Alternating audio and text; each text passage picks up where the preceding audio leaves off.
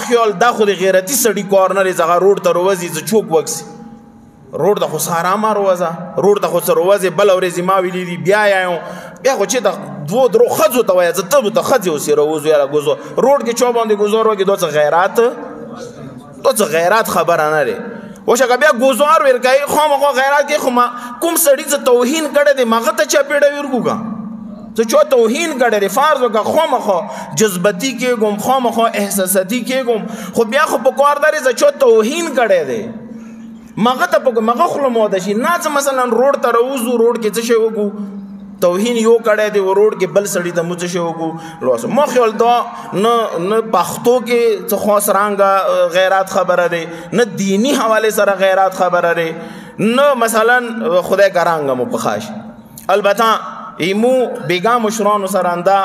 جام وشوا مشرانو دا ټولو دغه خبره وکړه چې کومې علاقې کې کچېرې چون لاس واچولو د قوم مغې علاقې ته ورځي مخکلي نه به پوښتنه کوي او کله به څه شی کوي چې کوم چوکار ګډرې په بیا ورباندې پرده یې راوسته دې مطلب دا دی چې بیا هغه کله قوم سره نه ودرېږي هغه بیا خامخا قوم ته څه شی جوړوي مشکل جوړوي ارڅوی چې چوک داسې کار کوي بغیر د خوف نه نیغې وخوي چې پلانکي سړي داسې کار کړی دی قوم ورته څه شی ورکړي په کار دی سزا ورکړي چې قوم دیوه مثلا کاس وجې نه مشکلاتو کې پرې نه وځي و انشاءالله دغه قوم فیصله یاد دی چې دې د بعد کومې علاقې کې چا داسې لاس واچولو چې هغه دغه ځای کې قومي فیصله ورباندې نه دی شوي قوم به هغه ځای کې کلي نه به پوښتنه کوي او کلی ورسره نه دی شریک او کلی سره مل کر به هغه کاس معلوموي هغه ته به څه ورکوي خپل یو سزا به ورکوي دا خو نه شوه چې مثلا هر چوک هر ځای کې روځي هغه به لوس شي و اخر کې زه حکومت ته یوه خبره وکړو چې که سړی دغو ټولو خبرو ذمهدار ته یې موږ قوم موږ خپلې وظیفې نه عمل کوو خو دې مطلب دا نه دی چې تو سره ډپټی نشته ذمهدار یې ته یې کوم توهین بله ورځې شوی دی مقبلو کې په کار دی هغه ته سزا ورکړي د تا ذمهداري دی حکومت او که بیا یې نه ورکوي دې مطلب دا دی چې ته غواړې چې دغې علاقې کې څه شی جوړ وي همیشه دپاره نه امني وي چې بیا سزا ته نه ورکوي او بیا دویمه خبره ده چې اخري وکړم حکومت نه څه کچېرې یو ځای کې توهین وشو ته بېګناه کسان ما بنسه بېګناه کسان ونیسي هغه ته څه نقصان ورسېږي چا توهین کړی دی هغه ته خو به چا پیسې ورکړي وي هغه توهین کړی دی هغه خو خوشحاله دی هغه خو به وایي چې نه شل نوره په ونیسئ ما ته خو پیسې هم میلو دي ما خو څه کوم کار کوونی و هغه مې کړی حکومت په کار دی بېګناه کسان ونه نیسي بېګناه کسانو سره چې کوم کس توهین کوي کوم کس شر جوړوي هغه ته حوصله میلویږي بېګناه کسانو نیوللی سه هغه ته جرأت میلویږي هغه یې ځسې ما خو نه نسي زه خو یوې کوټې کې پټ یم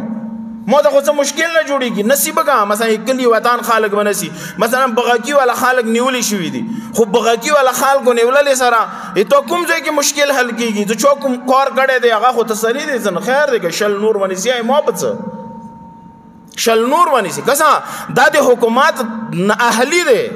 چې هغه مثلا مجرم ته ځان نشي رسوي په کار مجرم ته ځان ورسوي او که حکومت مجرم ته ځان نه رسوي بېګناه خلک نسي موږ داسې یایو چې حکومت ته مجرم سره اندخ کردار وجې نه مدد ورسره کوي ته خو بیا اوسه ملګری هغه مجرم سه چې ته هغه ته لاس نه چوي او بېګناه خلک نسي او خپله پرمیلیټي پر کوي که څه پرمیلیټي پر کولې باندې دلته امن نه رسي امن به اله رسي چې مجرم ته سزا میلاو شي حکومت نه موږ ته भरपूर مطالبه کوو چې پرمیلیټي موږ ته معاف راکوه